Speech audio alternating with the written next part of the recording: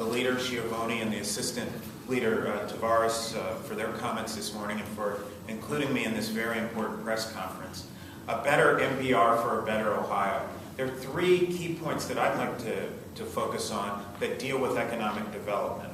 The first is to codify Medicaid expansion. We passed Medicaid expansion through the controlling board last year, which was a great victory for our caucus, but there's still work that's left undone. We need to codify that statute because it's crucial so that there won't be any further political brinksmanship or there will be uncertainty.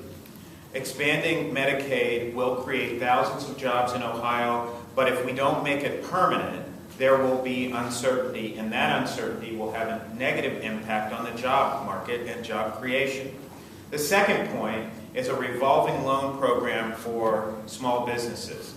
This is an idea that is borrowed from a statute or a bill that our colleague Senator Nina Turner came up with.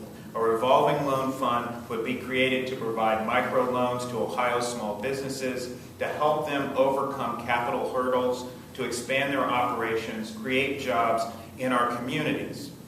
This type of program is an example of what states can do to encourage businesses to create jobs and make new investments. The third point, restoring funding for needs-based college aid. A skilled workforce is a big need for employees, yet Ohio has cut funding to college aid that low-income students need to learn the skills required for today's economy. We should increase OCOG, and OCOG is Ohio College Opportunity Grants, funding to the level it was before the cuts. This would be approximately $58.7 million. This will enable more Ohioans to find good-paying jobs and help businesses find skilled workers that they need. Those are the 3 points in terms of economic development. I'll turn the microphone back over to Leader Schiavoni. Thank you.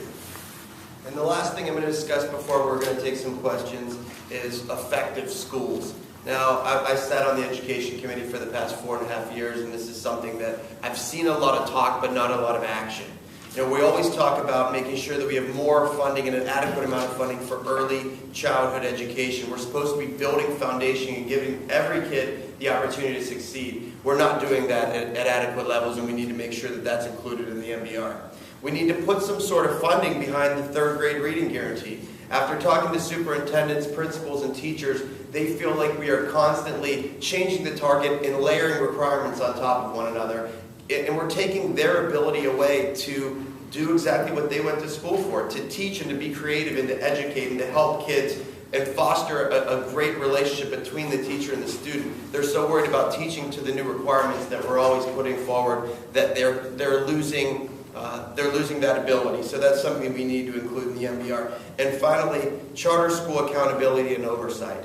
If you're going to be a school, you should be treated just like the public schools that we have in the state of Ohio. If you want to open a school, that's fine. But you should have the proper oversight, accountability, and transparency that public schools have. And I have a bill that explains that. That should also be part of the MBR. And we also need to make sure that we are applying funds for school safety.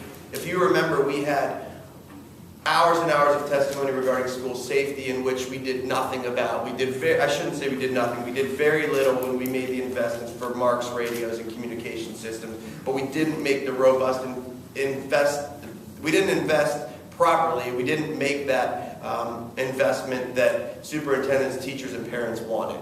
And so I think that's something that we could address easily in the MBR. So those are our visions of the MBR. And I think that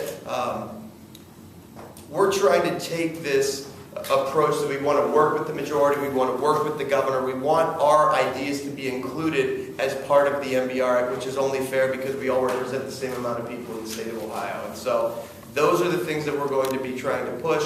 Those are our priorities for this upcoming MBR, and we can now take